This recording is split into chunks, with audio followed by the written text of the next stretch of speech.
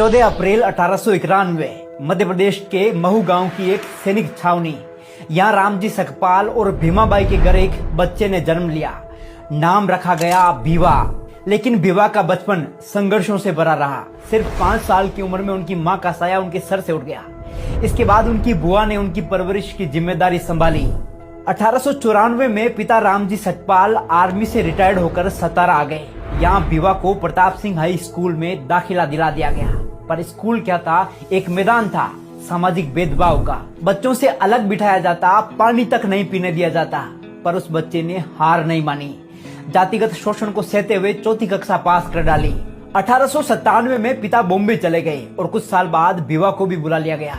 अब दाखिला हुआ एल्फिंस्टीन हाई स्कूल में, एक ऐसा स्कूल जहां दाखिला लेने वाले वो पहले अछूत थे। शिक्षकों की उपेक्षा, सामाजिक तिरस्कार, फिर भी 1907 में भीवा ने मैट्रिक्स पास कर डाली। इसी दौरान 1906 में विवाह हुआ रमाबाई से और फिर 1912 में बॉम्बे यूनिवर्सिटी से इकोनॉमिक्स और पॉलिटिकल साइंस में बीए किया, वो भी टॉप रैंक से। ये उपलब्धि देखकर बड़ौदा के महाराजा सयाजीराव गायकवाड़ स्तब्ध रह गए। वो इतने प्रभावित हुए कि 1913 में बाबा साहिब को एक शर्त पर न्यूयॉर्क के कोलंबिया यूनिवर्सिटी में एमए और पीएचडी करने भेज दिया गया। शर्त ये थी कि पढ़ाई पूरी करने के बाद वे वापस लौटकर बड़ौदा राज्य की सेवा करेंगे, और उन्होंने की भी। वो सिर्फ 3 साल में एमए और पीएचडी की डिग्रियां लेकर भारत लौटे।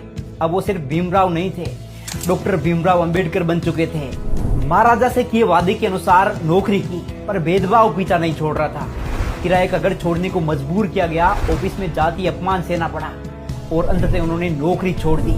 लेकिन अब उनकी नजर शिक्षा और न्याय की क्रांति पर थी। लंदन गए, जहां उन्होंने लंदन स्कूल ऑफ इकोनॉमिक्स से पीएचडी, बीएससी और बैरिस्टरेट लॉ की डिग्रियां प्राप्त की। फिर भारत लौटकर उतर पड़े जातिवाद के रंग में रंगे भारत को बेरंग करने।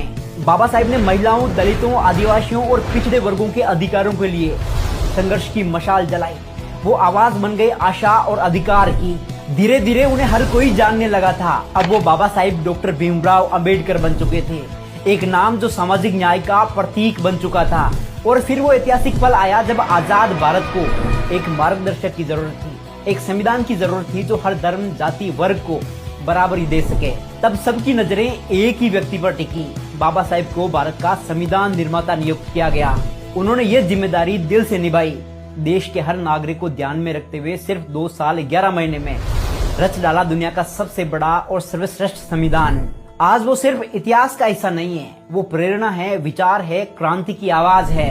ऐसी महान शख्सियत, champion of social justice, Bharat Ratna Baba Sahib doctor Ambedkar को शत शत नमन। जय भीम।